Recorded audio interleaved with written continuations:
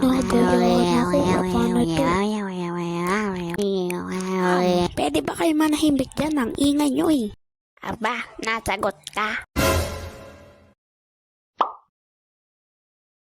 So ayun na nga, lunch break ito nung nangyari ito.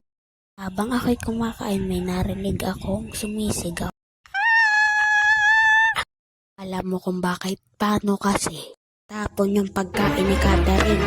While sinawa namang di magkaakalang umirit dahil natapunan ng kanyang palda niyang pagkain. So, balik sa kwento.